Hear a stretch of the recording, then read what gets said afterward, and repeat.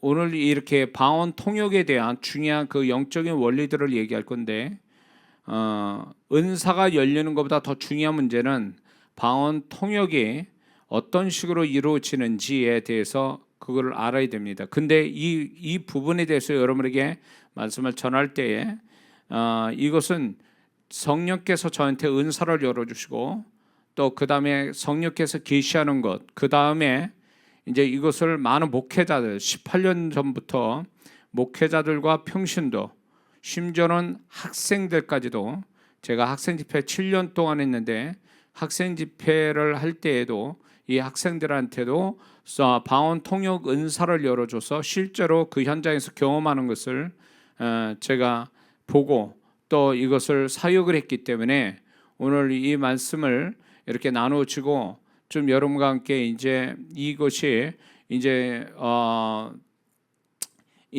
단지 제가 오늘 처음 하는 게 아니라 18년 전부터 해왔던 사역이기 때문에 반드시 오늘 이 밤에 보니까, 제가 지금 방언을 이렇게 시작할 때 방언을 해보니까 많이들 그 전에 준비하고 기도를 하신 것 같아요. 방언을 해보니까 벌써 많이들 기도하면 이제 그 방언이 이렇게 차 있다, 충분하게 차 있는 게, 여기 참여한 분들이 방언이 충분하게 짧은 시간에 차 있다라는 얘기는 그분들이 이제 그 지난 한 주간 동안 제가 말씀드린 거대로 약속을 믿고 그대로 열심히 방언 기도한 분들이 많았기 때문에 그런 현상이 일어나거든요. 그래서 아마 오늘 이 밤에 또 그분들이 준비한 만큼의 하나님의 역사가 임하게 될 줄 믿습니다. 자, 고린도전서 12장에 보면은, 고린도전서 12장에 이제 이렇게 방언의 성령의 은사 9가지를 얘기하는 중에 이제 방언 통역에 대해서 은사가 있음을 분명히 말씀하고 있죠. 뿐만 아니라 고린도전서 14장 13절에도 방언을 말한 자는 통역하기를 기도할지니 이렇게 말씀하고 있어요. 그래서 방언을 받는 자들은 반드시 하나님은 통역이 되기를 하나님 또 바라신다는 거예요. 그래서 통역이 돼야 된다는 거예요. 그런데 문제는 뭐냐면 방언 통역의 은사를 받은 분들이 많지 않아요. 많지 않는 것뿐만 아니라 통역을 받았다 할지라도 이 통역이 어떤 구조로 되고 어떻게 통역해야 될지에 대한 실제적 영적인 요령들을 모르기 때문에, 이런 원리들을 모르니까 통역의 은사를 받은 분들이 아주 깊게 통역을, 자신과 다른 사람을 통역하는 데 어려움을 겪고 있다는 겁니다. 그래서 저는 제 책 1권 아무도 가르쳐주지 않았던 성령과 영의 세계의 그 책에서도 제가 방언 통역에 대해서 이야기하고 있지만, 이 부분의 은사적인 문제들, 은사적인 것들은 이제 누구 걸러서 이렇게 잘못된 정보로 인해서 은사가 이해가 되고 그 잘못된 은사를 받는 이런 경우는 이제 없어야 된다는 거죠. 지금 어떤 시대인데. 그래서 정확하게 이 은사가 어떤 건지를 알고 사단에 속지 않고 은사를 잘 활용해서 자신의 영혼을 지키고 또 다른 사람의 영혼 또 지켜줄 수 있는, 또 축복해 줄 수 있는 그런 데까지 이르러야 된다는 것입니다. 그러므로 과거의 은사는 신비주의고, 또 많은 분들이 목사님이나 기도원 원장님 같은 산속에 사는 분들만 가지고 있는 전형적인 어떤 그분들만의 은사라고 생각을 했습니다. 그래서 뭐 은사를 받거나 또 그런 거에 대한 어떤 도움을 받으려면 기도원에 가야 되고 신령한 기도 많이 한 분들을 찾아가야 되는, 과거에는 그랬단 말이에요. 그러나 지금은 그런 세대가 아니에요. 지금은 모든 성도들이 성경에 나타난 신령한 은사나 신령한 체험들이 다 경험이 돼야 된다는 것입니다. 왜냐하면 주님 오심이 가까운 이때에 성도들이 그 세상의 마귀가 능력을 줘서 무당도 점쟁이도 능력을 행사하는데, 예수 믿는 사람이 문자적인 성경만 알고 있고 영의 세계는 전혀 모르고 은사나 능력이 없어가지고 그런 부분에 대해서 사단에 속고 다른 이단에 넘어가고, 또 그런 어떤 능력 행하는 귀신 가지고, 귀신의 능력 가지고 하는 자에게 미혹돼서 넘어가는 일들이 너무 많다는 겁니다. 그러므로 오늘날 성도들이 이게 말씀으로만이 아니라 성령과 말씀이 같이 가야 된다는 거예요. 성령의 은사, 성령의 능력, 또 영의 세계, 그거와 말씀의 능력, 이 두 가지가 같이 균형 있게 가서 신앙생활이 온전해야지 이게 어느 한쪽만 치우쳐서도 안 된다라는 것입니다. 특히 오늘날 과학이 발달하고 정보가 발달한 이 세대에 사람들이 너무 계산적으로 돌아가는 이때에 분명히 하나님은 또 영적인 능력을 또 은사의 세계, 영의 세계를 열어가시기를 원하고 많은 자들을 그렇게 해주기를 원하는데, 반면에 두 종류의 성도가 있습니다. 무지에서 그걸 어떻게 자기 것으로 만들어질지 몰라서 무지한 성도가 있고, 한 성도는 아예 거부 일으키는 성도들이 있어요. 뭐 알고 싶지도 않고 그거를 이상하게 생각해서 거부하는 성도인데 그건 다 사단에 속는 거예요. 그럴 것 같으면 성경에 왜 그런 기적과 이사와 영의 세계를 얘기하냐 말이에요. 왜 능력을 얘기하냐 말이에요. 그게 그때만의 얘기냐 말이에요. 오늘날 성도들이 그런 거를 다 알고 경험하고 활용해서 자신과 다른 영혼도 지켜주고 교회를 잘 섬기게 만들어 주려고 하나님이 그렇게 해주신 거를, 그런 걸 거부하고, 물론 그런 분들이 그 잘못된 사역자를 통해서 이게 잘못되게 오해되고 상처받아서 그럴 수는 있어요. 그러나 하나님의 것은 분명히 그건 하나님이 우리를 위해서 또 하나님의 뜻을 위해서 주신 것들은 반드시 받고 누리고 또 행해야 되는 부분인데, 그거를 거부한다는 것은 일종의 하나님에 대한 어떤 하나님이 주시는 것들에 대한 거부이기 때문에 불신앙이고, 그건 하나님을 불쾌하게 한다는 것입니다.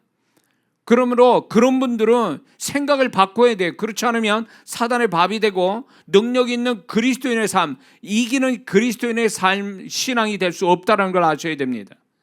그런데 오늘 적어도 저를 알고 이 영사를 참여하는 분들은 결코 그런 분들은 없다고 봅니다. 그러나 다만 무지해서 알고는 싶은데 어디서 알아야 될지 모르고 또 잘못된 사역자 만나가지고 잘못되게 이렇게 또 받아가지고 잘못된 영혼, 잘못된 신앙이 되는 분들이 간혹 가다가 있기 때문에 저는 이런 부분들은 저는 할 수만 있다면 제가 가지고 있는 모든 은사나 능력들을 다 전이시켜주고 싶은 거예요. 사실 과거에 제가 18년 전부터 했던 그 사역을 다 이렇게 전이 돼서 그렇게 능력 있는 그리스도인이 되기를 바라는 게 제 바람입니다. 그런데 이 무지에서 이걸 잘 모르겠다는 분들이 여기 들어오는 분들이 있는데, 그러면 그분들을 위한 시간이에요. 이 시간은 특히 방언을 할 줄 아는데 방언 통역이 안 돼서 답답해하는 분들이 무지 많은데, 그것 때문에 제가 이제 방언에 대해서 계속 몇 달 동안에 했던 얘기에 어쩌면 꽃이 바로 이 방언 통역이죠. 이 통역이 된다면 방언에 대한 답답함도 사라지고 자신만 아니라 다른 사람의 방역도 통역해 줌으로 인해서 아주 영적으로 굉장히 풍성해지고 또 깊이가 있게 되기 때문에 오늘 이 밤에 모든 분들이 여기 참여하는 적어도 한 1,400명 그 이상이 될 수도 있는데, 그분들이 아주 한 사람도 빠짐없이 방언 통역의 은사가 다 열리기를 주의 이름으로 축원합니다. 자, 방언 통역의 그 영적 개념을 먼저 우리가 이해해야 되는데, 방언은 그 이중 구조가 되어 있습니다. 방언의 구조가, 이 방언 속에는 그 사람의 영의 강구와 플러스 그 영의 강구에 대한 하나님의 반응, 하나님의 음성, 그 두 가지가 같이 있는 게 방언의 구조가 그렇게 되어 있어요. 그래서 방언은 흔히 생각하기에 내 영의 강구만 있는 줄 아는데 그렇지 않아요. 방언은 반드시 그 자기 영의 강구와 거기에 반응하시는 하나님이 같이 있기 때문에 방언 통역하다 보면 이게 영의 그 사람의 영의 강구로만 얘기하다가 어느 순간에 또 하나님의 말씀하는 것처럼 나오는 이유가, 이게 그 방언의 구조가 그 사람의 영의 강구와 거기에 반응하는 하나님이 거기에 계시기 때문에 그렇다는 거예요. 그래서 방언 구조가 그렇기 때문에 방언 통역이라는 건 결국 뭐냐, 방언을 성령이 주시는 영감으로 자신이나 다른 사람들의 방언 속, 다시 말해서 영의 강구나 영의 비밀, 동시에 하나님의 음성과 하나님의 비밀을 해석하는 것이 방언 통역이다라는 것입니다. 그래서 이거를 또 이렇게 표현할 수 있어요. 방언은 결국 그 영의 비밀을 말하는 거와 하나님이 그 영에 대한 비밀을 또 말해주는 이 두 가지 비밀이 있는 게 방언이라는 거예요. 그런데 이것을 해석한다는 거예요. 성령이 주시는 영감으로 해석한다는 것입니다. 그런데 이것이 세상 언어 문법적으로 해석되는 게 결코 아니라는 것입니다. 그래서 어떤 분은 이렇게 착각하고 있어요. 방언을 하니까 방언 통역을 할 때에 그 사람이 한마디 말하면 그게 한마디 뜻이 있는 줄 알고 있어요. 그러니까 그거를 꼭 그렇게 해석하려고 세상 이 땅의 어떤 세상 언어 문법처럼 뜻을 한마디 했으니 한 뜻이 있을 거다라고 그런 식으로 해석하다 통역을 놓치는 수가 있고, 그런 식의 세상 언어 문법적으로 통역해서 돼서는 절대 안 된다는 것입니다. 그는 영감으로 하는 것이기 때문에 이게 한마디에서 세 마디의 통역이 나올 수도 있고 세 마디의 방언에서 한 마디 통역이 될 수도 있는 거예요. 그러다 보니까 방언 통역을 할 때 긴 시간 동안 통역이 안 될 수도 있어요. 그 이유를 제가 나중에 또 말씀드리겠습니다. 자, 방언 통역은 두 가지 경우가 있습니다. 첫 번째는 자신의 방언이 통역되는 경우입니다. 자신의 방언이 통역되는 경우는 세 가지 형태로 자신의 방언이 통역되는 세 가지 형태가 있습니다. 이거는 자기가 선별해서 되는 게 아니라 성령께서 이 사람의 어떤 영적인 깊이에 따라서 세 가지 형태 중에 하나를 아니면 또 같이 두 가지나 세 가지 다 같이 이렇게 통역이 되게 할 수도 있다라는 것입니다. 그러면 첫 번째 형태가 뭐냐? 자신의 방언 통역할 때 첫 번째 통역은 이런 식으로 돼요. 방언을 막 하는데 동시에 자신의 생각에서 자신이 만들어낸 것이 아닌 전혀 자신이 생각지 않는 그 생각이 떠오르는 거죠. 자신이 생각지 않는 생각이 떠오르는 거.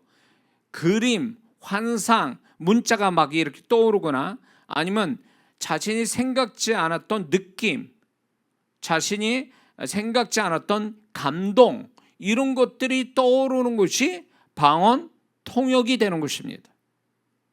그래서 우리는 방언 통역이니까 꼭 이렇게 말로 이렇게 외국어를 영어를 한국말로 이렇게 통역되듯이 그렇게 말로 이렇게 통역되는 거라고 생각하는데 그거는 잘못된 고정관념이고요. 이 그 방언의 통역은 언어로만 통역이 되는 게 아니라 이런 어떤 생각 속에 그림, 환상, 문자 같은 게 떠오르거나 느낌, 영적인 느낌이나 어떤 그 감동 이런 것들이 다 해석이 된다는 것이에요. 그게 해석의 형태가 된다는 것입니다. 그래서 또한 이런 것을 자기도 모르게 이런 걸 기도하는 것 같아 라고 하면서 자기도 모르게 자기가 방언하고 있는데 내가 이런 거 기도하는 것 같아 라고 하는 생각이 저절로 떠오른다면 그게 통역이 자기 방언의 통역이 되는 거라는 것입니다. 이해가 되시죠? 자, 이게 첫 번째 형태의 자기 방언의 통역입니다. 하나의 형태. 두 번째 형태는 이런 거예요. 자기의 방언 통역의 두 번째 형태는 방언을 이런 분들이 참 많아요. 방언을 막 하는데 자기도 모르게 그 다음에 한국말이 막 나와요. 그러다 또 자기도 모르게 방언이 또 막 나와요. 그러다 그 다음에 또 한국말 이렇게 교차하면서 방언과 한국말이 교차해서 나오는 이것은 방언 통역의 한 형태예요. 자기 방언에. 그러면 한국말로 나오는 건 도대체 뭐냐? 그 앞에 있는 방언에 대한 해석이에요. 한국말 나오기 직전에 방언을 했던 것의 해석이 한국말로 나오는 거예요. 그 다음에 또 방언이 나오고 그 다음에 한국말 나오면 그 한국말이 직전에 있었던 방언이 또 통역이 되는 거고 이런 식으로 통역하는 분들이 많다라는 거죠. 근데 이게 한국말로 이렇게 통역이 되기도 하지만 방언인데 그 다음에 찬송 가사가 막 나와서 찬송을 부른다든가 이런 식으로 통역되는 분들도 있어요. 예. 제가 이제 경험을 보니까 이제 많은 이렇게 이걸 수집하는 가운데 이런 분들도 있더라고요. 방언하고 찬송 부르고 방언하고 또 찬송 부르고 이래요. 근데 그 찬송이 어떤 가사가 특정한 어떤 가사만 부르는 거예요. 그게 바로 그 앞에 있는 방언에 대한 해석으로 그렇게 통역이 되는 거죠. 자, 그다음에 세 번째 형태가 뭐냐면 방언을 말하면 동시에 자신이 그 방언이 한국말로 들리는 거예요. 분명 자기는 방언을 말하고 있는데 한국말로 들려, 그 방언이. 이 정도는 소위 말하면 이 정도 한국말로 동시에 들린다라는 것은 이분은 방언 통역의 은사만 아니라 영감에 있어서 다른 사람보다 특별하게 깊은 영감을 갖고 있는, 영감에 대해서 다른 사람보다 깊은 영감이 있는 사람이에요. 그래서 이런 분들이 자기가 방언하면 동시에 한국말로 들리는 이런 케이스가 흔치는 않습니다. 스페셜인데 이렇게 있다라는 거예요. 그래서 이 사람이 방언을 이렇게 하면은 자기도 모르게 한국말로 영이 이걸 강구하고 이거라는 걸 강구하는 게 한국말로 들리고 그거에 대한 하나님이 한국말로 들리는 거죠. 자, 그래서 이 세 가지 형태가 자기가 방언할 때 자기 통역이 되는 형태가 세 가지가 있다. 잘 기억해 두셔야 됩니다. 자, 그런 다음에 이제 두 번째 경우는 다른 사람의 방언이 통역되는 경우가 있습니다. 자기 방언의 통역만 아니라 다른 사람의 방언이 통역되는 수가 있어요.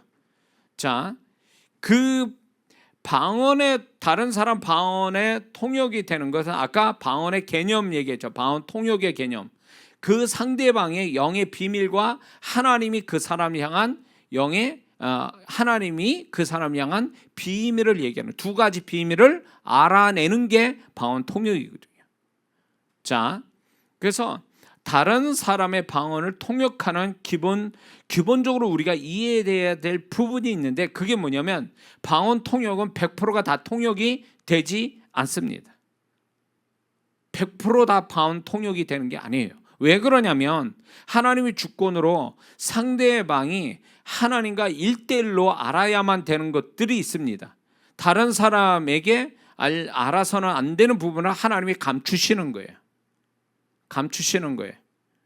그래서 감추다 보니까 방언 통역이 다 되는 게 아니에요. 중간중간만 통역이 되는데 중간중간 성령이 영감을 주셔서 통역되게 하는 것은 그 사이사이에 이 사람과 하나님과만 알아야 될 어떤 문제에 대해서 하나님이 인격적으로 그 사람을 존중해서 통역이 안 되게 하시는 경우가 의도적으로 하나님이 하시는 게 있다라는 거예요. 그래서 통역이 안 되는 거에 대해서 내가 통역을 못하나 이렇게 생각하면 통역이 안 되고요. 그렇게 통역이 안 되더라도 쭉 흘러가다 보면 통역이 또 된다라는 거죠. 그래서 아까 얘기한 것처럼 방언 통역이 100% 다 된다. 한 마디 했으니 한 뜻을 얘기해야 되고 두 마디 했으니 두 가지 뜻을 얘기한다. 그런 개념이 아니라는 거예요. 세상 언어 문법적으로 그렇게 해석이 되는 게 아니다라는 거 분명히 얘기했습니다. 그래서 제가 이제 이 통역을 이제 방언 통역 은사를 여러 전에 제가 시범을 이렇게 보일 때 하고는 싶은데 이제 지금 상황이 그렇게 안 돼서 제가 통역을 못 하겠는데 제가 어느 사모님을 통역을 했어요. 공개적으로 일어나라고 그래가지고 방언 막 하는 걸 통역을 막 했는데 이분이 갑자기 멈추더라고요. 왜 멈추냐 그러니까 하다가 멈춰서 저도 깜짝 놀랐죠. 근데 이 사모님 말씀이 이거예요. 더 방언했다가 자기만 알고 있는 얘기가 목사님에 비해서 공개적으로 막 나올 것 같아서 제가 스톱을 했다는 거예요. 그분의 그 염려는 이해가 돼요. 그러나 하나님은 인격적인 분이세요. 하나님은 사역자가 아무리 능력이 있어도 그분은 그분만 주님과 1대1로 알아야 될 거를 다 들춰내가지고 망신을 주거나 그 사람을 난처하게 만드시는 하나님은 아니에요. 그래서 통역을 할 때에 그런 거 염려하는 건 인간적이다. 하나님을, 인격적인 하나님을 몰라서 그렇다는 거죠. 자, 그래서 또 이런 게 있습니다. 통역을 하는데 이게 통역하는 사람의 믿음의 분량 내지는 영적 깊이에 따라서 하나님이 알게 하시는 게 있고 일부만 알게 하시는 게 있어요.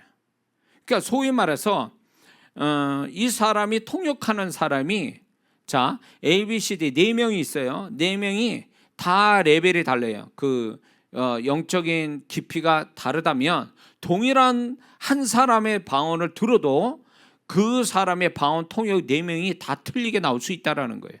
근데 틀린 게 아니라 정확하게 말해서 다른 거예요. 틀렸다라는 얘기는 이 사람하고 전혀 상관없는 엉뚱한 얘기할 때 이게 틀린 거고, 4사람이 통역을 했는데 이 4명의 통역이 각각 다르게 나올 수가 있어요. 근데 방언하는 사람이 4명이 다 맞을 수가 있단 말이에요. 그거는 뭐냐? 이 방언하는 통역하는 사람의 영적인 수준에 따라서 통역이 달라지기 때문에 그러는 거예요. 그래서 방언을 한 사람 듣고도 여러 사람이 통역이 다른 이유는 여기에 있다라는 겁니다. 이해가 되시죠? 그래서 방언 통역은 동일한 4명이 동일한 그 한 사람의 통역을 들었다서 동일한 통역이 나오는 것은 결코 아니다라는 것을 이해를 하셔야 됩니다. 그 다음에 그 그러니까 방언하는 사람과의 영적인 교통의 깊이, 영적 교통의 깊이에 따라 통역이 또 달라져요. 그러니까 그 상대방하고 내가 본래 가지고 있는 통역하는 사람이 본래 가지고 있는 수준에서 통역하는 거하고 또 상대방 방언하는 사람과의 소통, 영적인 교통의 깊이에 따라서 또 달라지는 거예요. 방언 통역이. 그래서 이 방언이라는 구조가 다층적으로 돼 있다는 거죠. 소위 말해서 우리는 한국말로 말하면 한마디로 말하면 한 뜻인데 방언은 한마디가 20마디, 40마디, 100마디로 이렇게 기도 내용이 포함되어 있을 수 있다는 거예요.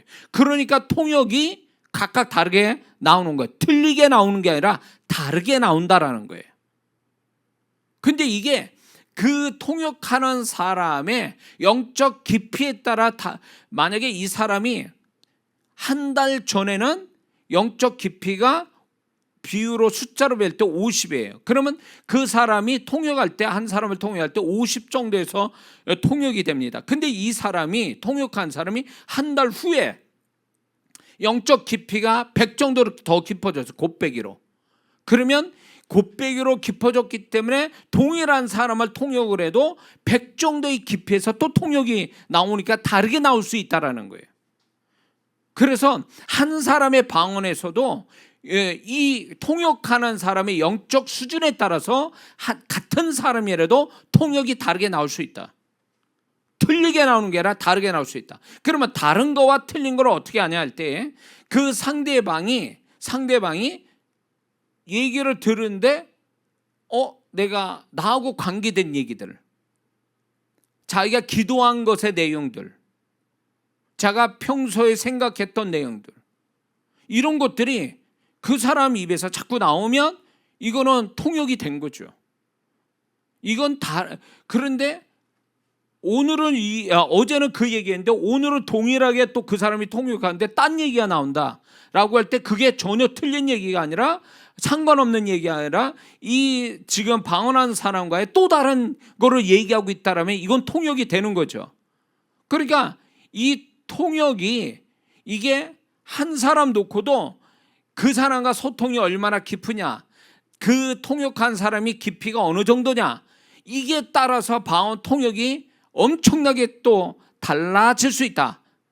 틀린 게 아니라 달라질 수 있다. 이게 그래서 통역 자체가 아주 다른 은사보다도 이 변동사항이 많은 거예요. 다만 이게 이제 상대방이 방언하는 사람이 전혀 엉뚱한 소리를 하면 통역한 사람이 그건 틀린 거예요. 그래서 틀리다 맞다라는 것은 그 방언하는 사람이 더 잘 알잖아요. 자기 이야기를 해주는 거니까, 자기 영의 비밀을 얘기하고 그 하나님의 비밀을 또 얘기하는 거니까 그 사람과 전혀 상관없는 얘기가 있을 수는 없거든요. 그래서 방언 통역, 그런데 또 이런 게 있어요. 이런 경우가 있단 말이에요. 그게 뭐냐면 이 사람의 영을 해석을 하다 보니까, 통역을 하다 보니까 혼에서 감지 못하는 영에서만 아는 걸 얘기할 수가 있어요. 자, 통역이 됐는데 지금 방언한 사람은 뭐 생뚱맞게 이런 얘기를 해. 이 사람 통역이 틀렸다 이렇게 말하지만 그걸 100% 틀렸다라고 얘기를 못하는 이유가 있습니다. 그게 뭐냐면 이 사람이 혼에서 감지 못하는, 이 사람의 영에서만 아는 이야기를 통역을 해버리니까 혼적으로 혼에서만 인지하고 있는 이 사람은 자기 영의 내용을 모르니까 틀렸다고 말하지만 실제로 가보면 그 사람의 영의 이야기를 하고 있는 게 있단 말이에요. 그래서 이렇게 해석이 될 수 있다라는 거예요. 그래서 이런 부분에 대해서는 틀렸다 맞았다 이렇게 얘기할 수가 없어요. 그러면 방언한 사람은 그 통역한 사람을 그 말을 기억해 둬야 돼요. 그러면 언젠가는 그게 정말 틀린 이야기라면 전혀 안 맞지만 이 방언한 사람이 영적 수준이 높아져서 자기 영의 감각을 알게 되면 저분이 내 혼의 것을 통역한 게 아니라 자신의 나도 모르는 내 영의 것을 정말 통역을 제대로 했구나라는 걸 언젠가는 알 수 있다는 거죠. 이렇게 될 수 있다는 거예요. 자, 아까 얘기했죠. 같은 방언이라도 듣는 사람이 다수의 통역한 사람들의 영적 수준에 따라서 달리 해석할 수 있다. 예. 그리고 또 이런 게 있습니다. 자, 한 사람의 통역을 하는데, 한 사람의 방언을 통역하는데, 자, 세 사람이 다른 각도로 이 사람을 통역하는 거예요. 자, 예를 들어서 한 사람이 지금 통역을 하는데 A라는 사람은 이 사람 마음을 초점에 두고 통역하고 B라는 사람은 그 사람이 신앙을 가지고 통역하고 세 번째 C라는 사람은 그 사람의 삶에 초점을 두고 통역하면 같은 한 사람의 방언을 통역하는데 통역하는 사람의 초점에 따라서 통역이 각각 다르게 나올 수 있다는 거예요. 자, A라는 사람은 마음에서 초점됐으니까 통역이 어떻게 나올 것 같아요? 그 사람의 마음에 관한 것만 통역이 나오겠죠. 초점을 거기다 뒀기 때문에. 그러니까 성령님은 거기에다가 영감을 주시는 거예요. 이 영의 비밀을 아는 영감을 이 사람한테 알려주는 거죠.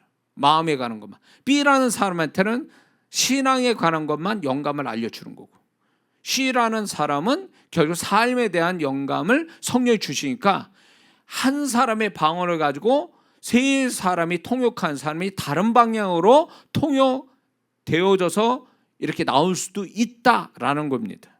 그래서 제가 이거 실습을 할 때 목회자나 평신도 분들이 은사를 열어주고 실습을 시킬 때, 자, 지금 이 사람 방언을 자, 지금 마음 쪽으로 한번 통역을 해보세요. 이렇게 얘기하고, 자, 두 번째 실습입니다.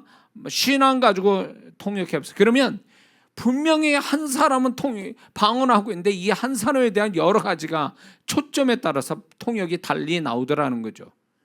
그러면 이 방언 자체가 구조 자체가 이 방언 안에가 아주 다층적 기도 내용이 들어가 있다는 걸 얘기하는 거예요.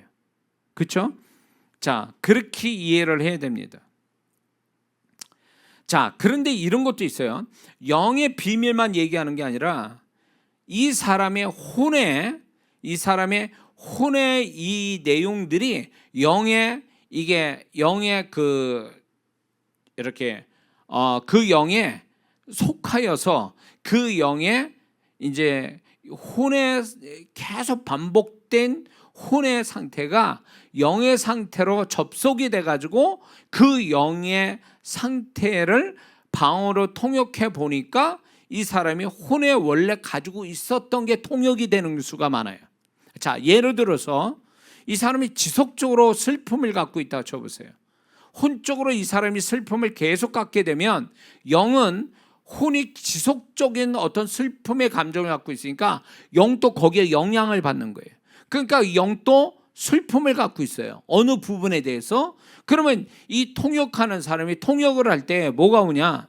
이 영이 슬픈 거로 통역을 해버리는 거예요. 그러면 영이 슬픈 걸 통역했지만 사실 이 슬픔은 혼에서 출발됐기 때문에 그 방언한 사람이 알고 있어요. 아, 내 영이 지금 내가 혼에 슬퍼하는 거를 내용도 지금 이게 전이가 돼가지고 영이 슬퍼하고 있구나, 이런 이거는 이제 기가 막힌 거죠. 방언 통역으로만 알 수 있는 거예요. 자기 영의 상태를 그렇다는 걸 알고 있는 거죠. 그러니까 평소에 이 사람이 혼의 상태, 그 사람이 늘 말해왔던 거라든가 혼의 어떤 여러 가지 지속적인 상태들이 영에 접속이 돼가지고 영의 상태가 돼버리는, 영의 상태가 돼서 그걸 해석하는 거죠. 그럴 때 이 방언한 사람은 깜짝 놀라는 거예요. 왜?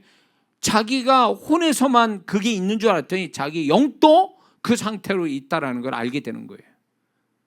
그러니까 혼의 상태가 계속 안 좋잖아요. 그러면 뭘 얘기하냐, 그게 그 사람의 영의 상태도 안 좋다는 걸 얘기하는 거예요. 왜? 혼의 상태가 계속 영에다가 영향을 줘서 영의 상태가 안 좋아지는 거예요. 그걸 통역하는 거죠. 방언 통역은 그 사람의 영의 비밀을 통역하는 거고, 그 영에 대한 반응하시는 하나님의 비밀을 얘기하는 거지 혼을 통역하는 게 아니거든요. 이해가 되시죠? 모르겠어요. 다른 분들이 이런 방언 통역에 대해서 자세히 얘기하는지 모르겠지만, 이제 제가 성령으로부터 계시받고 경험하고 검증된 얘기들을 지금 하고 있는 건가요? 제가 이건 틀림없는 거예요. 자, 이런 경우가 있을 수 있어요. 자기 방언은 통역이 안 되는데 상대방의 방언이 통역되는 수가 있어요. 자, 이거는 무엇을 의미하냐면, 이 사람은 자기 방언을 통역하기에는 아직 영적 깊이가 안 되니까, 다른 사람 통역은 되는데 자기 방언이 통역이 안 될 만큼 영적 깊이가 아직 없는 거예요. 그래서 이 사람이 계속 소위 말해서 자기 자기 방언의 통역이 될 때까지 깊이 있게 방언을 많이 하다 보면 스스로 자동적으로 자기 방언을 통역하게 돼 있어요. 그래서 당황하거든요. 다른 사람 통역이 되는데, 다른 사람 방언을 통역이 되는데 내 방언을 통역이 안 된다라고 할 때, 이거는 자기 방언에 대해서 통역이 될 만큼의 깊이 있게 방언 기도를 하지 못하는 원인이 거기 있는 거예요. 방언 기도를 많이 하게 되면 이 사람은 통역의 은사를 정말 받았다면, 방언을 많이 하게 되면 자동적으로 자기 방언을 통역할 수가 있어요. 그래서 이거는 당황할 게 아니죠.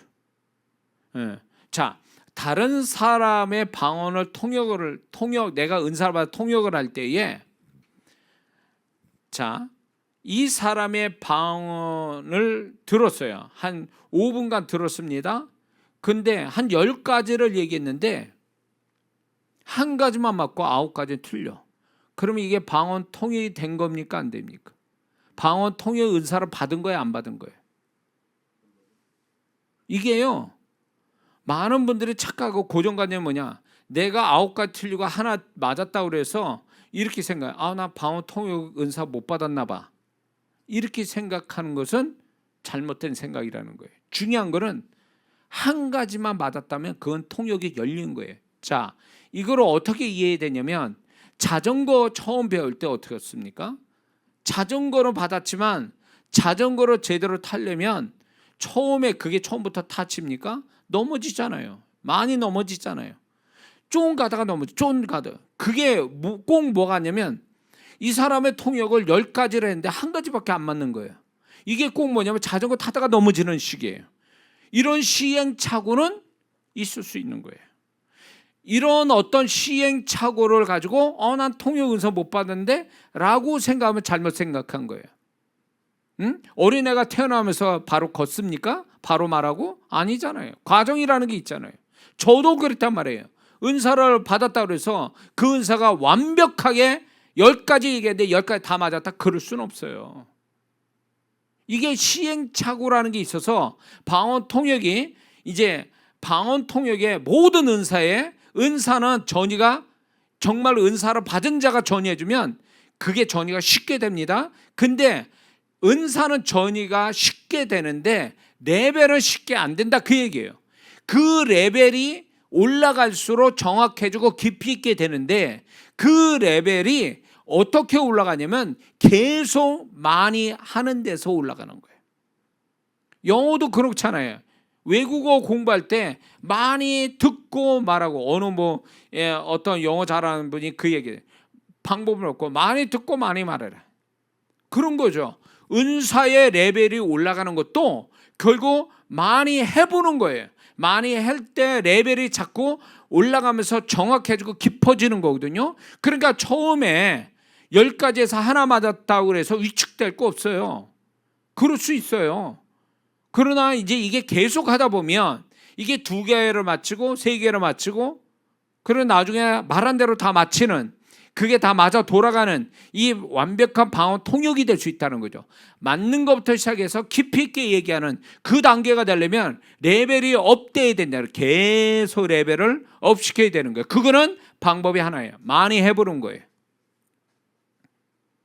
그래서 많은 분들이 착각하는 게, 나는 한 가지밖에 못 맞췄어, 나는 은사 못 받았나 봐, 그래서 그걸 포기해요.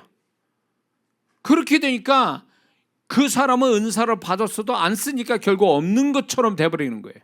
하나님이 주신 귀한 은사를 레벨을 업시킬 생각은 안 하고, 자기가 틀린 거에 자존심 상하고 부끄러움 당하니까 안 한다?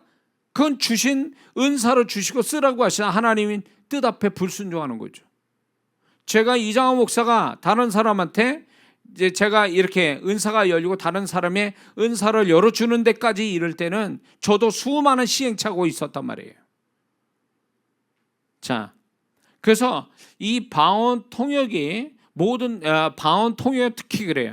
한 가지만 맞으면 그 사람 통역 열린 겁니다. 특히 이게 어떻게 하냐면, 자기가 모르는 사람을 통역해 보는 거예요. 그 모르는 사람 통역할 때 한 가지만 맞으면 그 사람 통역된 거예요. 왜? 모르는 사람인데 방언 듣고 통역을 했으니 그 중에 전혀 모르는 사람을 내가 한 가지로 성령이 영감 주신 대로 통역을 했더니 그 한 가지 맞았다. 그럼 그 통역이 된 거지. 통역이 안 될, 만약에 방언 통역의 은사를 안 받았다면 다 틀려야죠. 다 틀리면 은사 못 받은 거예요. 그러나 하나라도 하면 그 사람 통역이 되는 거죠. 은사 받은 거예요. 레벨을 높이는 거지, 이제 그다음부터는요.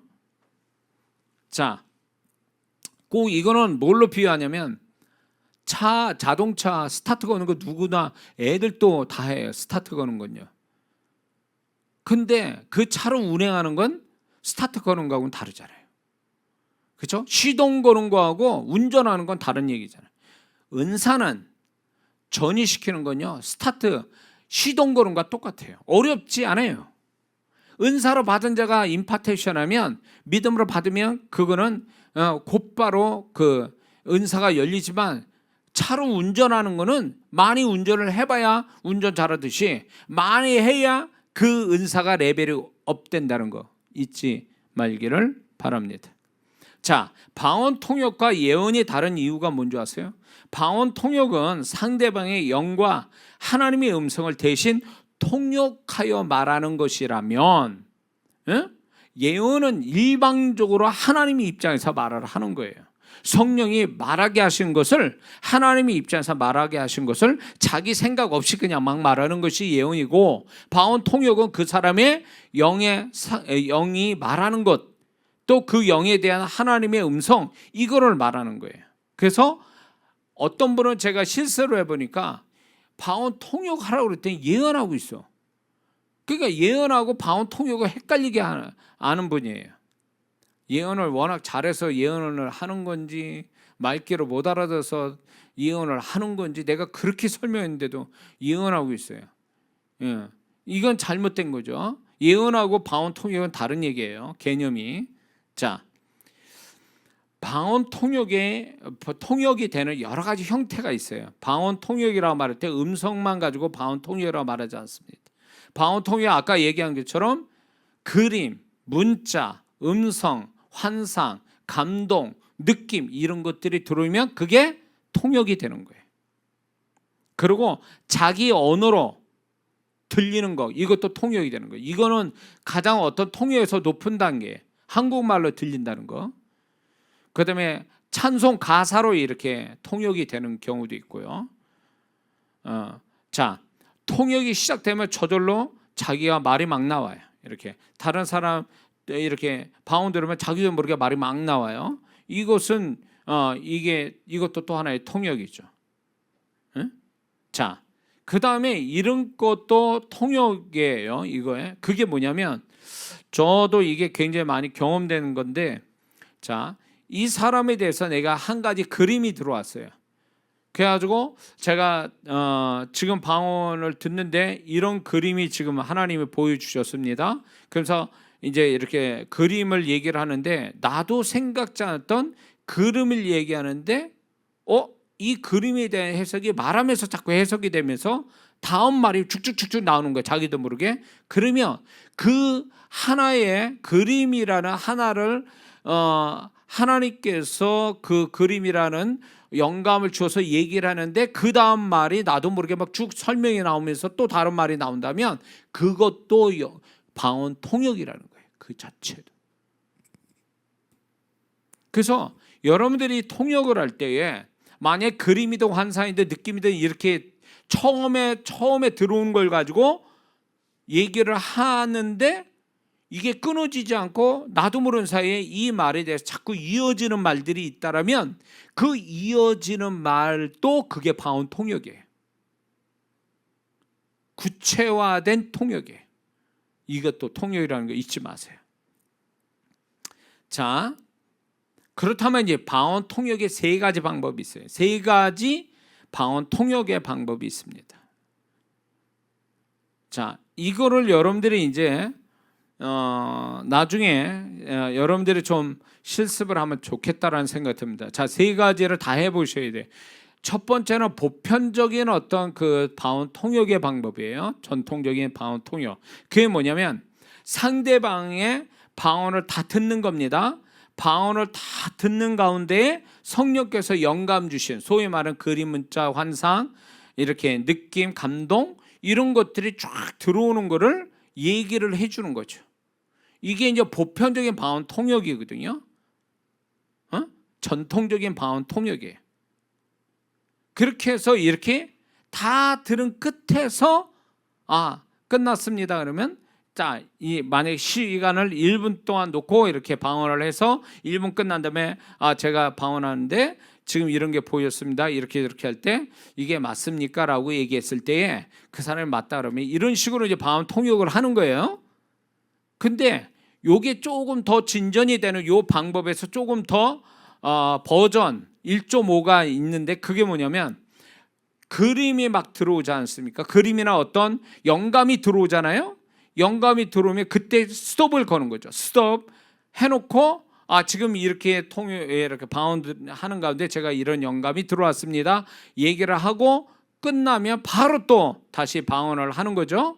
상대방이 방언하면 방언하다가 중간에 또 뭐가 들어오면 스톱 걸고 또 얘기해주고 방언하다가 또 뭔가 들어오면 스톱 걸고 여기 이런 식으로 중간중간 끊어서 설명해주고 얘기해주고 또 방언 듣고 또 뭐 이렇게 하면서 이렇게 하면서 이렇게 하는 것이 보편적인 어떤 방언 통역의 방법이에요.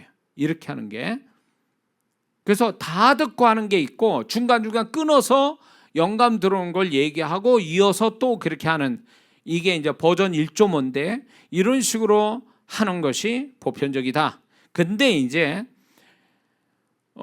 이게 이제 그 끊어서 이렇게 들어온 대로 방언을 통역해주고 들어온 대로 통역해주고 이러면 무슨 현상이 오냐면 다 듣고 통역하는 것보다 훨씬 더 깊게 들어갈 수 있어요. 이렇게 하면. 왜냐하면 계속 방언하고 통역하고 방언하고 통역하고 방언 통역 이러면요 이게 서로가 몰입이 되면서 임재가 강해지면서 통역이 깊어져요. 예. 그래서 이렇게 하다 보면 굉장히 재미있어요. 이게 깊게 들어가니까 이런 식으로 하는 게 제일 보편적이에요. 자, 이렇게 하는 사람들 많고요. 두 번째는 통역이 어떤 방법을 하냐면 이런 겁니다. 상대방의 방언을 듣습니다.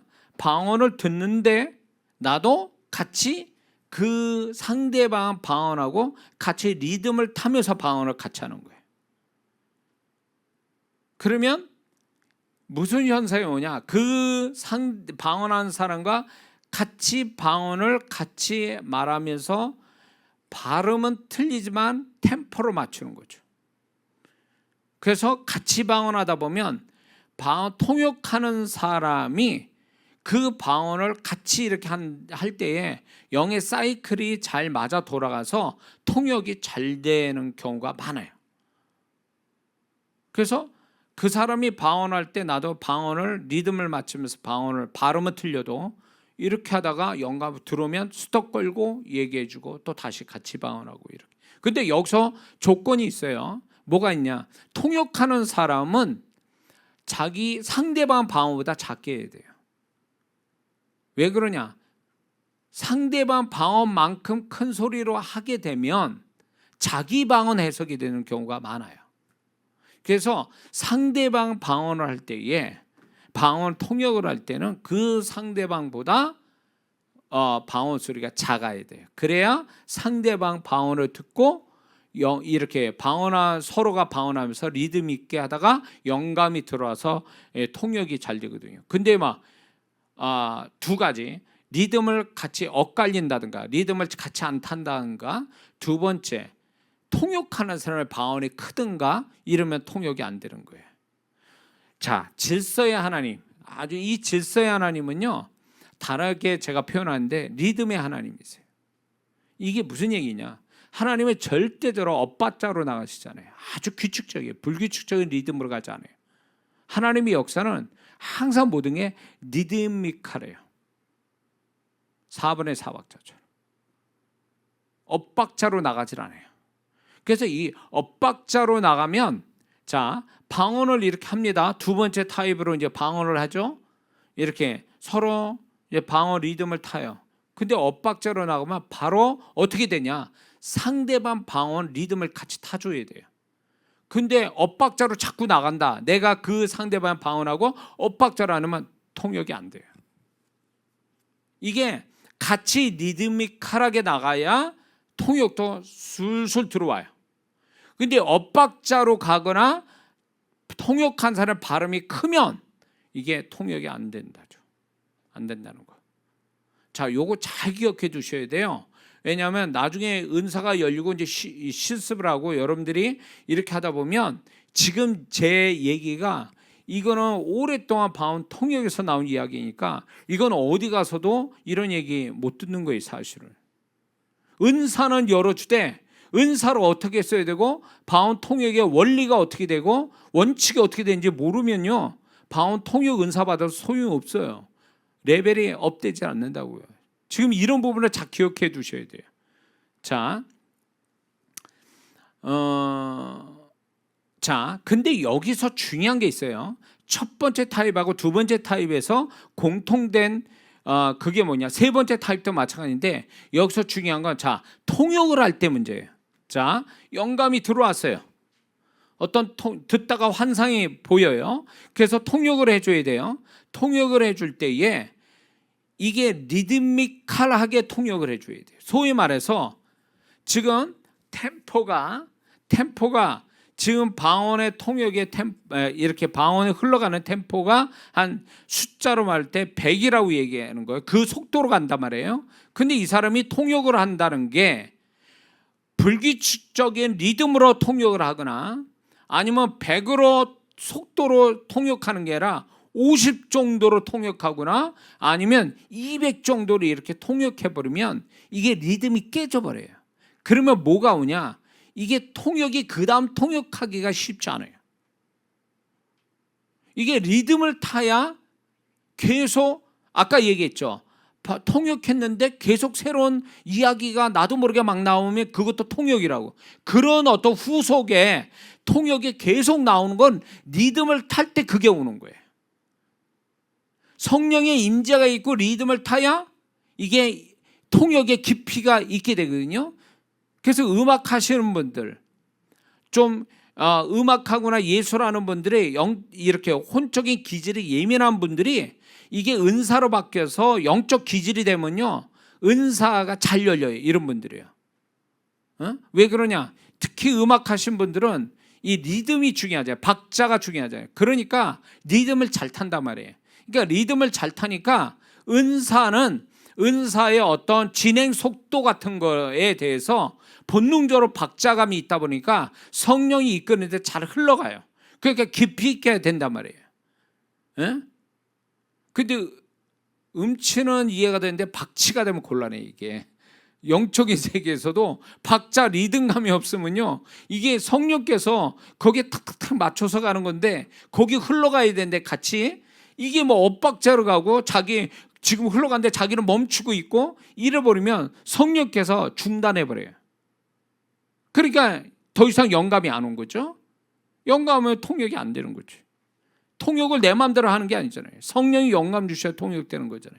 그러니까 성령이 이끄시는 그 흐름 따라 같이 가야 되는데, 그 리듬을 타고 가야 되는데 그 리듬감이 없다 보니까 통역이 안 돼 버리는 거예요. 그러니까 10분을 했는데도 하나도 통역이 안 되는 경우도 있어요. 왜? 이 사람은 리듬을 못 하는 거예요. 통역이 안 되는 거예요. 방언 통역 은사로 하는데 통역이 안 될 수는 없거든요. 근데 통역이 안 되는 이유는 바로 여기에 있어요. 리듬을 못 하는 거죠. 리듬을 못하고 못하니까 통역을 못하는 거지.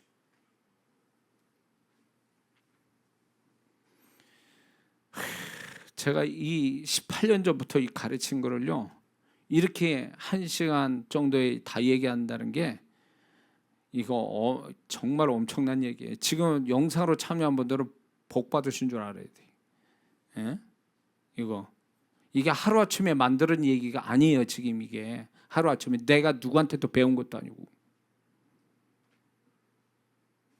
자, 그 다음에 이런 게 있습니다.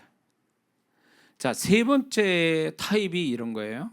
방언 통역 타입이 상대방이 방언하는 동시에 한국말로 동시에 같이 통역하는 거예요. 소위 말하면 그런 거 들어보셨잖아요. 외국 사람이 얘기할 때 바로 한국말로 다 통역을 바로바로 하는 거, 그런 식이죠. 방언을 말하면 동시에 같이 한국말로 하는 거예요. 들으면서 이렇게 통역하는 거죠. 예. 근데 여기서도 한국말로 통역할 때에 이게 자기 소리가 한국말 통역을 너무 크게 하면 흐름이 깨져요. 통역에 어떤 영감이 끊어질 수 있어요. 그러니까 이게 소리의 크기를 조절을 해야 돼요. 상대방의 방언을 듣고 통역을 하는 거지 자기 멋대로 얘기하는 게 아니거든요. 그러면 상대방의 방언을 집중해서 들으면서 말을 해야 되는 거, 한국말을 동시에 통역을 해야 되는 거니까 한국말을 크게 내면 안 되죠. 그 사람의 방언보다 약간 톤이 낮은 상태, 적은 상태에서 이렇게 한국말이 계속 나와줘야 되는 거죠. 예. 근데 그 통역이, 제가 실습할 때 이렇게, 강구형으로 통역하세요. 그러면 한국말로 강구할 때, 하나님 내가 이렇게 저렇게 하기를 원합니다. 그런데 이렇게 안 됩니다. 이렇게 그 사람이 영의 소리를 얘기하는 거거든요. 통역을 그렇게 합니다. 그러면서 이제 그 다음에 얘기할 때 이거에 대해서 하나님의 음성으로 통역하세요. 그러면 이제 이 부분에 대해서 하나님이 이 영혼에 대해서 어떻게, 이 예언하고 다른 거예요. 그 사람의 방언 속에서 하나님이 어떻게 말씀하는지를 얘기하는 거죠. 응? 그런 식으로 이제 통역을 두 가지 형태로 통역을 하는 거죠. 이렇게 동시 통역. 그러니까 동시 통역이라고 말하면 되죠. 동시 통역. 응? 그래서 이것도 리듬을 타야 돼요. 응? 그리고 이게 자기의 어떤 많이 통역하려고 욕심부리다가 통역의 어떤 그 흐름을 놓쳐서 영감을 못 받는 수가 많아요. 자, 그렇다면 이 세 가지 타입이 있다. 방언 통역에. 그러면 방언 통역의 기본적인 요령이 있습니다. 이거 잘 기억해 두세요. 나중에 이게 처음 듣는 분들은요, 지금 이 영상을 계속 들으셔야 될 거예요. 모르겠어요. 유튜브 상에서 방언 통역을 이렇게 얘기하는 사람이 있는지 모르겠지만, 저는 이 부분을 적어도 신앙사라는 분들 모두가 다 방언 통역의 은사를 받기를 원해서 제가 이걸 남기는 거예요. 사실은 제가 잘나서 잘난 척하려고 남기는 게 아니라, 오늘날 방언한 사람이 거의 다잖아요. 교회 다니면 다 거의 다 방언하잖아요. 90% 이상이. 근데 그분들의 고충이 뭐냐? 두 가지. 방언에 대해서 잘 모른다는 거와 두 번째, 방언하는데 통역받기를 원한다. 통역이 안 돼서 답답하다. 이런 게 두 가지의 문제가 있는데, 그 두 번째 그 방언 통역에 대해서 모든 방언하는 분들이 하나님 말씀대로 방언하는 자는 통역하기를 기도해라고 그랬으니, 기도했으니 방언 통역을 받아야죠. 하나님 뜻이니까. 그래서 방언 받는 자는 이꼴 방언 통역도 해야 된다. 이게 공식화돼야 되는 거예요. 그래서 우리 한국 강산에 이 방언하는 분들이 다 통역이 된다면 얼마나 속이 시원하겠어요. 자기 영도 통역이 되고 영의 방언도 통역되고 다른 사람 방언도 통역해줘서 정말 서로가 덕을 세우는. 근데 이게 놀라운 게요, 외국에서는요 방언, 특히 그 유럽 계통의 사람들은요 방언도 이게 혀의 구조가 우리하고 다르잖아요. 우리는 딱딱 떨어지는 발음이 이게 방언하고 딱 일치가 돼요. 방언 발음도 그렇잖아요. 근데 그 유럽이나 미국 사람들의 발음은 이게 딱딱 끊어지는 발음이 아니다 보니까 방언하는 게 굉장히 힘들어해요. 그러다 보니까 방언을 받아도 방언을 많이 안 해요. 우리 한국 사람만큼. 그리고 방언 통역의 은사를 받은 사람이 또 지극히 적어요. 그래서 제가 알기로는 외국 사역자 중에 방언을 얘기하고 방언 통역을 얘기하는 분들이 많지 않아요. 왜냐하면 그 은사 자체가 이분들한테는 좀 불편하고 힘든 은사예요. 근데 우리한테 딱 맞는 은사거든요. 발음 자체도 그렇고 열정이 있고 기도하는 열정도 있고, 그러니까 이게 우리 방언과 방언 통역이 우리 한국 사람한테 최적화된 은사예요. 그러니 한국 사람은 방언하면 무조건 통역을 받아야 돼요. 근데 누가 통역의 은사를 열어주는, 공식적으로 주는 사람이 어디 있냐고요. 또 은사를 열어줘도 은사를 어떻게 써야 되는지 조차도 모르니까 아예 이걸 통해서 아주 그냥 싹 다 우리 한국에 있는 성도 방언한 분들이 다 이걸 통해서 다 방언 통역 은사 받아가지고 통역이 그냥 서로가 이렇게 잘 돼서 서로가 축복이 됐으면 좋겠습니다. 그 의미에서 제가 얘기하는 거니까 절대 이거 가지고 시비 걸지 마세요. 저는 주님의 마음으로 이렇게 하는 거니까. 자, 방언 통역의 기본적인 요령은요, 성령의 임재를 구해야 돼요. 서로. 왜? 임재 속에서 돼야 이게 통역이 잘 되거든요. 임재 없는 데서는 역사가 올 수가 없어요. 그러니까 성령의 임재를 먼저 필수적으로 임재를 구한 다음에 이제 한쪽은 방언하고 한쪽은 방언 통역을 해야 되겠죠. 그런데 여기서 중요한 또 기본적인 원리가, 요령이 뭐냐면, 방언을 하는 사람만 방언하는 게 아니라 통역하는 사람도 시작할 때 잠깐 같이 방언해야 돼요. 왜냐하면 이 잠깐 같이 방언하는 게 영의 사이클을 맞추는 거거든요. 그러면 훨씬 더 그냥 통역하는 것보다 방언을 같이 하면서 잠깐 리듬을 타는 이것이 훨씬 더 통역하기에 수월해진다는 것입니다. 자, 세 번째는 상대방의 방언을 집중적으로 들어야 돼요. 건성으로 들으면 헛소리하거나 아니면 예언할 줄 안다는 사람은 예언을 막 하는 잘못된, 이건 통역이 아닙니다. 그래서 방언의 상대방 방언을 집중적으로 듣는 가운데 영감이 오는 거예요. 그냥 건성으로 들어서 되는 게 아니고. 그리고 내가 그 사람이다라는 생각을 가지고 방언 통역을 해야 됩니다. 내가 그 사람이다. 내가 그 사람처럼 말을 하고 있다라고 생각해서 통역을 합니다. 근데 여기서 중요한 거는 선입견을 가지면 안 됩니다. 아우, 저 인상 안 좋아서 저 사람 방언 통역할 때 안 좋은 얘기 나올 거야, 이런 식으로 통역을 벌써 할 때 선입견을 가지면 안 돼요. 아, 저 사람 착하니까 하나님 좋은 이야기 하시겠지. 아니요. 그러니까 이게 선입견이 문제가 돼요. 선입견을 가지면 안 된다는 거. 그러면 잘못된 통역이 나온다는 거. 그 다음에 기본적인 요령은요, 상대방의 방언의 흐름을 느껴야 돼요. 자, 리듬이 있단 말이에요. 그 상대방의 방언할 때 그 리듬이 있어요. 그 리듬을 탄다고 생각해야 돼요. 같이 타고 간다라고 생각해야 돼요. 리듬을. 그래서 같이 리듬을 타고 가는데 영감이 그때 자연스럽게 쑥쑥쑥 들어오거든요. 근데 리듬을 안 타고 지 멋대로 막 이렇게 하려면 통역이 안 돼요. 왜? 나는 상대방의 방언을 통역하는 거지 내 멋대로 통역하는 게 아니거든요. 그러려면 그 상대방을 먼저 존중하는 의미에서 그 상대방의 방언을 깊게 듣고 집중적으로 들으면서 흐름을 같이 타야 돼요. 그 리듬을 같이 탄다고 생각하는 거예요. 응? 자, 이해가 되시죠? 그 다음에 다섯 번째는 강한 임재 초청을 통해서 영적 집중력으로 깊이 있게 들어야 됩니다. 아까 얘기한 것 같아요. 집중력 있게 들어야 된다. 자, 통역이 될 때에 그 통역의 말도 이렇게 흐름을 같이 맞춰야 돼요. 자, 상대방 방언의 흐름이 100 정도다. 속도가. 그러면 통역할 때도 100 정도로 통역을 해줘야 돼요. 그 속도감 있게 거기에 맞춰서. 그래야 리듬을 타는 거거든요. 이렇게 하면서 통역이 잘 된단 말이에요. 근데 상대방의 그 방언의 흐름이 100인데 나는 50으로 통역해보면 느리게 하잖아요. 그러면 벌써 이게 흐름이 깨져버려요. 그래서 같은 리듬을 속도로 통역을 해야 된다. 같은 흐름으로 가야 된다. 자, 방언 통역이 안 되는 이유와 통역할 때 주의사항, 이거 굉장히 중요한 겁니다. 자, 방언 통역이 왜 안 되느냐라고 할 때 영적 집중력이 없어. 집중력이 떨어지기 때문에 통역이 안 되는 거예요.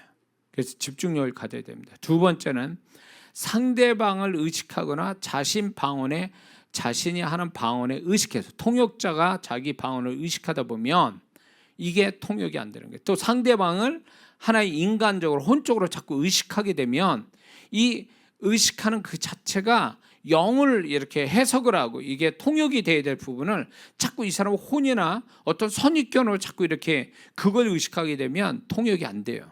그리고 자기 방언을 의식하고 그러면 통역이 안 되겠죠.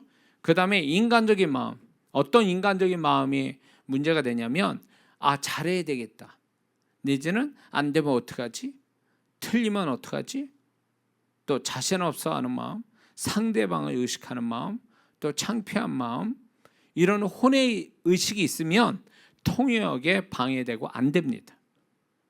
그러니까 마음을 다 비우고 이렇게 통역을 하려고 해야지, 어떤 인간적인 좋은 태도로서 의지를 갖게 되면 그 자체가 통역을 못하게 만든다는 거죠. 그러니까 마음을 비워야 돼요. 부끄럽거나 조바심 내거나 두려워하거나 안 된다는 생각, 아예 그런 걸 버려야 돼요. 담담한 마음으로 통역을 하는 게 제일 잘하는 거예요. 이해가 되시죠? 자, 그 다음에 자기 마음대로 지어서 말을 하기 때문에 통역이 안 되는 거예요. 이런 사람 많아요. 상대방 방언을 깊게 들어야 되는데 포기해버려. 그러다 보니까 자기 멋대로 막 통역은 돼야 되겠고, 그러니까 멋대로 말하는 수가 있어요. 그렇게 되면 통역이 안 되는 거죠. 예. 집중력 있게 들어야죠. 자, 그 다음에 왜 통역이 안 되는가?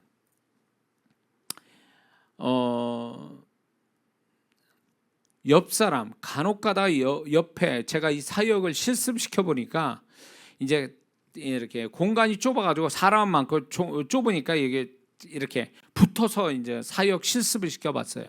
그랬더니 거기서 나오는 얘기가 뭐냐면, 지금 이분의 방언을 가지고 통역을 해줘야 되는데 지금 옆 사람 방언하는 게 너무 가까이 붙어 있다 보니까 이 옆 사람께 통역이 되는 수가 있어요. 가까이 있다 보니까. 그러니까 지금 지금 내 앞에 있는 이분을 통역해야 되는데 옆에 있는 분 또 실습을 시켜 보니까 옆에 있는 분에 바닥 붙어서 옆에 있는 분의 방언 소리가 들려버리니까 그 사람 방언 통역이 돼버릴 수가 있어요. 그래서 이제 그때 제가 아는 게, 이게 같이 붙어 있으면 혼선이 오는구나. 주파수 혼선 오듯이 혼선이 와서 이렇게 뚝뚝 띄워놓고 이제 방언 통역 실습해 보니까 그런 문제가 없던 거죠. 그러니까 이게 영이 소통이 되다 보니까 자기도 모르게 엉뚱한 데 사이클을 맞춰버리는 거죠. 이런 경우가 있다는 거. 그래서 통역이 혼선이 올 수 있다. 그 다음에 자기 방언 소리가 크면 자기 자신의 방언에 대한 통역이 나온다. 너무 크게 하지 말아요. 상대방 통역해 주는 사람 방언 소리보다 커서는 안 된다는 거죠. 그다음에 그다음에 급하게 통역하려고 하다 보면 통역이 안 된 수가 있습니다. 급하게 하면 안 된다는 거죠. 잘못된 통역이 될 수 있다는 거죠. 그리고 이제 이게 통역을 하다 보면 계속 말을 하고 있는데 통역이 안 와. 그러면 당황되거든요. 당황되니까 리듬을 잃어버려요. 리듬을 잃어버리니까 통역이 안 되는 거예요. 그러니까 당황하면 안 됩니다. 이게 통역이 안 되는 구간이 있어요. 그러면 그걸 자연스럽게 지나가게 해야지, 이거를 계속 그냥 내가 통역 못하는데 내가 통역 못하는 것보다 막 이러면 당황해가지고 자기 자책을 하다 보면 그 흐름이 깨져가지고 통역을 못해요. 그거는 그냥 과감하게 그냥 지나가는 거예요. 하나님이 통역시키지 않는구나. 그리고 계속 듣다 보면, 집중하다 보면 그 흐름 따라가다 보면 영감이 막 들어오기 시작하는 거죠. 그러니까 너무 당황하거나 급한 마음으로 하지 말라는 거죠. 통역을. 나는 은사도 아직 못 받았는데 이런 얘기 들어도 되나, 이런 분들도 있을지도 몰라요. 근데 이제 은사가 열리는 건 제가 얘기했잖아요. 쉽고 굉장히 빠른 속도로 받습니다. 중요한 거는 지금 이 얘기가 하면서 경험이 돼야 돼. 경험이 돼야 이게 이 사람이 방언 통역의 레벨이 올라가지. 이 경험 되라고 경험 일어날 일들을 제가 얘기하는 거예요. 이거를 알아야 통역의 레벨이 올라가지. 이걸 얘기 안 해주면 누가 알겠냐고. 이 지금 얘기하는 이 원칙을 알려면 엄청 오래 가야 돼요. 그러니까 미리미리 알려드리는 거예요 지금. 그러니까 잘 기억하고 있어야 돼요. 자, 아까 얘기한 조바심 내거나 마음으로 압박감을 갖지 말라는 거, 당황하지 말라는 거, 이런 통역이 늦는다 그래서 나 통역 못하는가 보다 라는 생각을 접으라는 거예요. 제가 그랬죠. 방언은 한마디에 따라서 한 뜻이 있는 게 아니라는 거. 세 마디에 한 뜻이 있을 수 있고 10마디에 한 뜻이 있을 수 있는 거예요. 그렇기 때문에 우리가 방언을 이 세상 언어 구조로 이해하면 안 된다는 거죠. 이해가 되시죠? 대답 좀 줘요. 영상으로 참여한 분들은 대답을 해도 안 되니까 어쩔 수 없지만 현장에 있는 분들은 대답 주셔야 돼. 자, 그럼 이제 본격적으로 요것만 얘기하고 이제 제가 사역을 하겠습니다. 자, 제가 18년 전부터 목회자 부흥학교라는 거 하고, 목회자 부흥학교 하면 목사, 전도사, 그다음에 기도 원장님들 이런 분들을 제가 상대로 해서 이걸 가르쳤어요. 은사를 열어드리고 실습도 시키고, 이거를 18년 전부터 시작한 게 저한테 배우신 목회자분들이 초교파적으로 많습니다. 한국 강산에. 그리고 이제 평신도 부흥학교라고 해서 평신도 사역자분들을 제가 그분들을 모아서 또 이걸 가르쳤어요. 열어드리고, 이제 급기야는 학생 집회, 아이들 학생 집회를 14번, 7년 동안 14번 하면서 학생들을 또 이거를 열어주는 사역도 했고요. 그런데 자, 이거를 은사는 전의로 이루어지는데, 전의, 임파테이션이라고 해요. 전의로 이루어지는데, 이 전의는 아주 큰 원칙이 뭐냐면 믿음으로 이루어지는 거예요. 전의는 혈류증 여인이 예수님 옷자락을 잡아도 잡기만 하면 낫겠다는, 이게 이제 예수님의 옷자락을 잡는 순간에 전의가 일어났죠. 예수님의 능력이 흘러들어갔죠. 이게 소위 말하면 혈류증 여인의 믿음을 통해서 역사가 일어났단 말이에요. 똑같아요. 이 은사를 받는 것도 믿음을 통해서 받는 거지 현상이 일어나서 받는 게 아니거든요.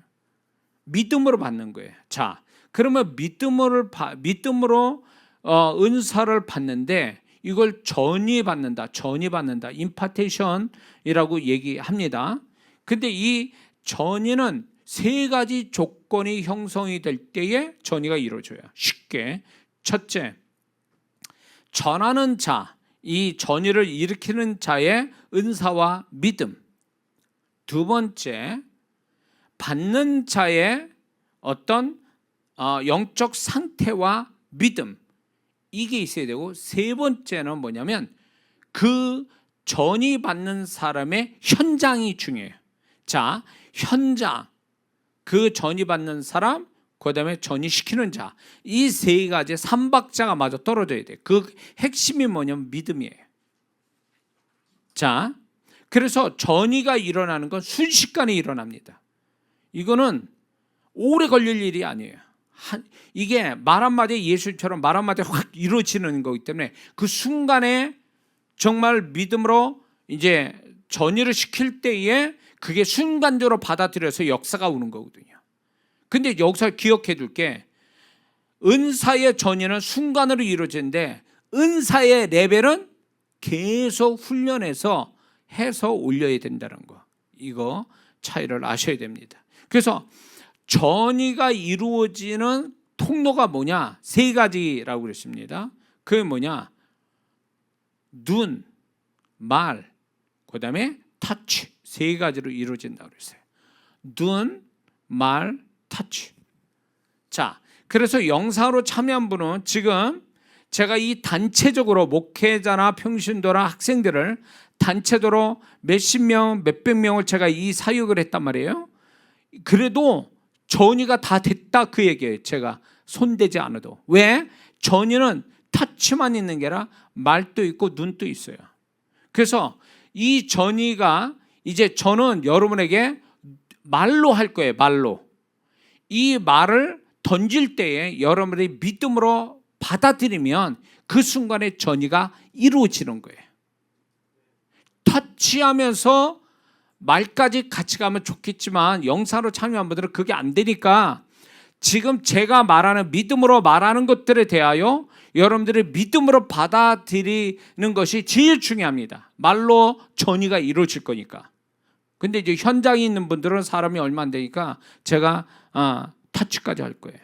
예. 그렇게 해서 이제 전이가 이루어지는 거예요. 그래서 이제 전이 받을 때 제가 항상 그러거든요. 한 손을, 두 손이라도 좋고 머리에 얹으라고 그래요. 손을. 그래서 주님이 같이 안수한다라는, 내 손에 같이 주님이 안수해서 나한테 은사를 주신다라는 그 상상을 하면서 머리에 얹으라고 얘기합니다. 그리고 제가 이제 제게 주신 그 바운 통의 은사가 임하라고 제가 얘기할 때 여러분들이 아멘으로 받으면 그 순간에 전이가 이루어지게 될 줄을 믿습니다. 자, 그런데 이게요,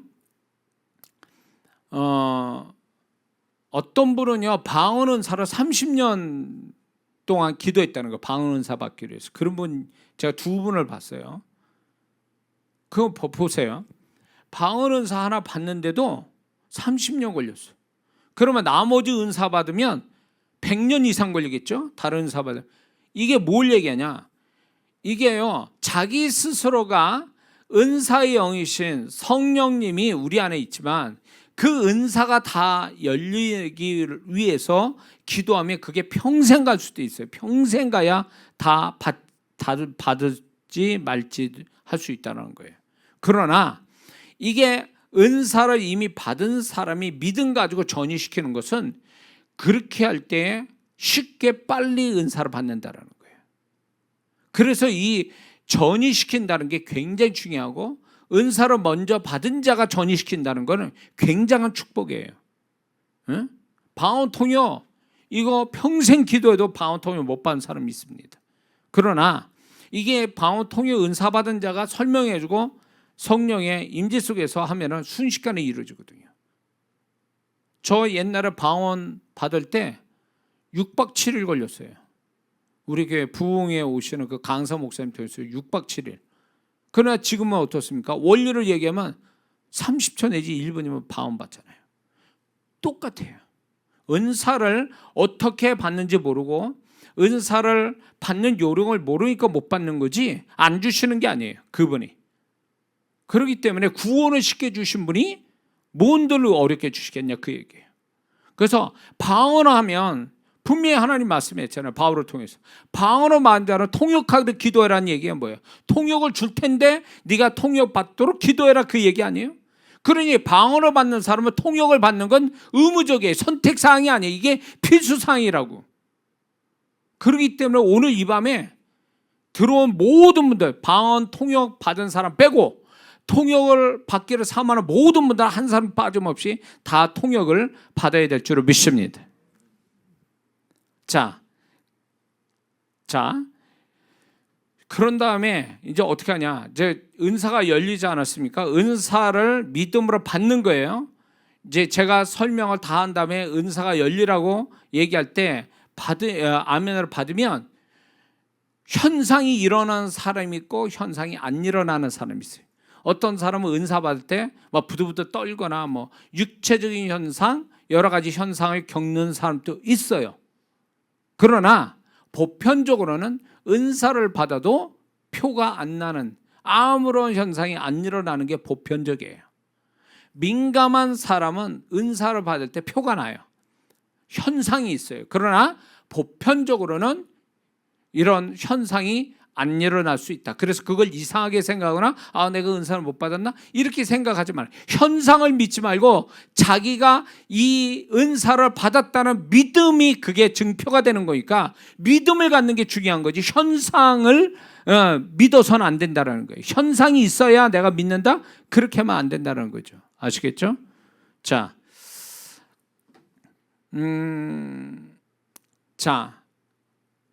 그리고 이제 이거를 여러분들이 은사를 받으면 정말 받았는가에 대한 원래 이거를 실습까지 다 해봐야 되는데 그렇게 되는 상황이 아니니까 은사를 받은 다음에 자, 만만한 사람 붙잡고 이제 방언할 줄 아는 사람 보고 방언하라고 해놓고 통역을 해보세요. 제가 가르치는 방법대로. 그래서 한 가지만 맞으면 돼요. 한 가지만 맞으면 그 사람 뭐예요? 방언 통역이 된 거예요. 그래서 조금 난이도를 높여서 내가 전혀 모르는 사람이에요. 잘 모르는 사람이에요. 그러면 도와주겠다라고 하면서 방언을 좀 해보세요. 제가 방언 통역 은사를 받았는데 제가 한번 통역을 좀 해보려고 합니다. 라고 하면서 통역을 이제 방언을 하라고 하세요. 그러놓고 이제 지금 제가 얘기한 요거 그대로 여러분들이 기억해 뒀다가 이제 듣고 들어오는 걸 다 기록해 놨다가 얘기해 보세요. 그 중에 하나만 맞아도 그 사람 통역 열린 거예요. 하나만 맞은 거에 실망하거나 위축되지 말고 야, 이제 열렸으니까 시동을 내가 걸었으니 운전만 열심히 하면 되겠구나, 이렇게 생각하셔야 돼요. 그 다음부터 레벨을 높이는 건 자기 몫이에요. 은사는 그분이 주시는데 레벨을 높이는 건 내가 높이는 거예요. 그분이 높여주시는 게 아니에요. 내가 많이 연습해서 레벨을 높이는 거예요. 이장한 목사도 여기까지 오는데 수많은 사람들을 사역해서 제가 이렇게 온 거지, 그냥 받고 저절로 이렇게 제가 은사의 깊이가 있게 된 것은 아니라는 거. 그래서 실습을 많이 하셔야 돼요. 두려워하지 말고 실습을 하셔야 돼요. 근데 부정적인 사람 붙잡고는 하지 마세요. 틀리면 그 사람 시험 듭니다. 그러니까 부정적인 사람은 하지 말고요, 긍정적으로 내가 틀리더라도 긍정으로 받아들일 줄 그 사람 붙잡고 하세요. 그래서 그렇게 함으로 인해서 통역을 많이 할수록 레벨이 올라간다. 영적 세계에서는 헛수고라는 게 없어요. 수고할수록 그 대가가 있습니다. 안 해서 그렇지 나는 임파테이션 못 받아서 문제지, 그 사람이 받았다면 레벨을 올라가는 건 시간 문제예요. 그 사람이 수고만 하면 되는 거니까. 이해가 되셨죠?